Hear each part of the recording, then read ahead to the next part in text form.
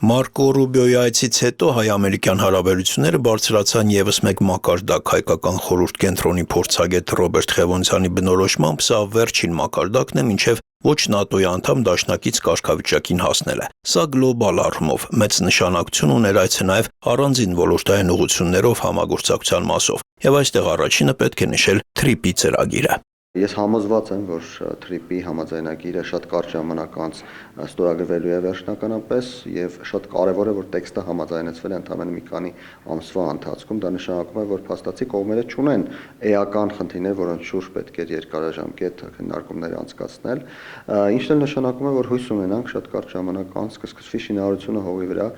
Մյուս կարևոր ուղղությունը համագործակցությունն է հազվագյուտ մետաղների հանքարդյունաբերության ոլորտում։ Միացյալ Նահանգների աջակցությունը, Միացյալ Նահանգների ներգրավվածությունը թույլ կտա Հայաստանի ընդերքը ազատել թալանումից, որովհետև այնինչ տեղի է ունեցել մինչ այժմ, հատկապես այն հանքերում, որտեղ կան ռուսական մասնակցություն, այլ կերպ քան ընդերքի թալան կոչել հնարավոր չէ, եւ Հայաստանը իր արդար մասնաբաժինը կկարողանա ստանալ։ Այցի հույժ կարևորության մասին նաև ամերիկյան ու եվրոպական մամուլն է գրել։ Սպիտակ տան ծրագրերի լրջության մասին այսպիսի հրապարակում ունի հեղինակավոր Washington Post-ը։ Պետքարտուղար Մարկո Ռուբիոն այցելեց Երևան ստորագրելով կարևորագույն համաձայնագրեր եւ աջակցելով Հայաստանի արևմտյան ուղղությանը հունիսյան ընտրություններից առաջ։ Սա բարձր մակարդակի այցելությունների շարքում վերջինն էր, որը ցույց տվեց, թե որքան լուրջ է Սպիտակ տունը վերաբերվում Հարավային Կովկասին։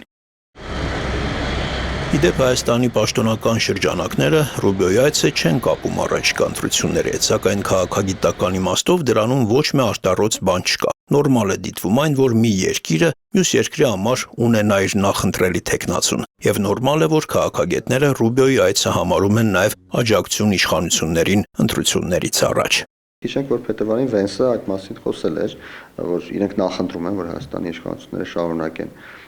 իշխել Հայաստանի Հանրապետությունում, սա նորմալ պրակտիկա է, սա որևէ կերպ չի կարելի բնութագրել որպես միջամտություն երկրի ներքին գործերին, որովհետև սա ընդամենը հայտարարություն է եւ համաձայնությունների ձեռքբերում է։ Օրինաչափ ու հասկանալի են Ռուբիոյի այցից հետո ու առաջ Ռուսաստանից եկող ազդակները։ Դրանք այն մասին են, որ Հայաստանը ավելի ու ավելի է հեռանում Ռուսաստանից եւ մոտենում Արևմուտքին։ Դեռ Ռուբիոյի այցի նախօրեին ռուսական մամուլում հայտնվեցին վերլուծական հոդվածներ այն մասին, թե ինչ կլինի, եթե Հայաստանը զրկվի ռուսական էներգակիրներից։ Եվրամիության հետ հետագա մերձեցումը սպառնում է Հայաստանի ռուսական գազի, նավթամթերքի եւ ադամանդի մատակարարումների ամբողջական դադարեցմամբ։ Արդյունքում վերլուծաբանները կարծում են, որ Հայաստանը կարող է ոչ միայն կորցնել ռուսական գազի եւ նավթամթերքի զեղչերի իրավունքը, այլև անելանելի իրավիճակում հայտնվել ռուսական մատակարարումները փոխարինելու հարցում։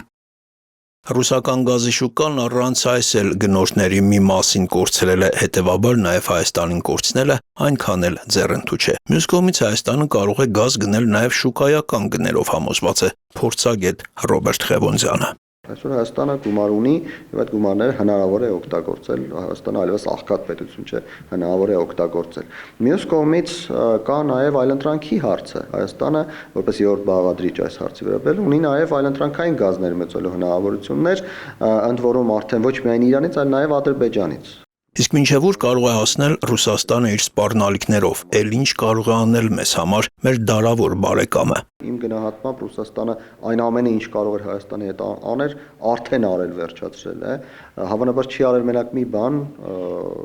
համեմատած ենթադրենք Ուկրաինայի հետ, Հայաստանի վրա ռումբեր չի նետել,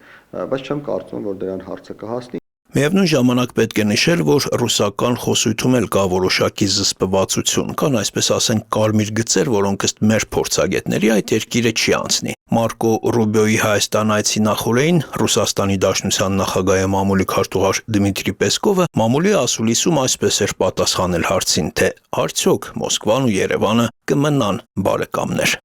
Անկասկած, մենք գտնվում ենք Հայաստանի հետ ինտեգրացիոն ամենաառաջադեմ գործընթացներից մեկում։ Ռուսաստանը եւ Հայաստանը մնում են բարեկամներ, մենք շարունակում ենք երկխոսությունը եւ կշարունակենք նաեւ հետագայում։ Ռուսաստանը գիտակցում է, որ Հայաստանում կան քաղաքական ուժեր, որոնք լիովին աջակցում են Ռուսաստանի զարգացման վեկտորին եւ կենտրոնանում են Ռուսաստանի Դաշնության հետ ինտեգրացիոն գործընթացներում հետագա ավելի խորը մասնակցության վրա։ Մեզ անշուշտ դուր է գալիս այս մոտեցումը, մենք դա չենք թաքցնում։ Վերջերս մենք լսեցինք Հայաստանի Հանրապետության վարչապետ Նիկոլ Փաշինյանի եւ արտգործնախարարի հայտարարություններն այն մասին, որ Հայաստանը չի զբաղվի հակառուսական ռետրոաբանությամբ։ Ռուսաստանը շարունակելու է աշխատել Հայաստանի հետ։ Ռուսաստանը մեղմացնելու է այս հիբրիդային հարձակումները, իհարկե դժվար թե վերանան, բայց մեղմացումը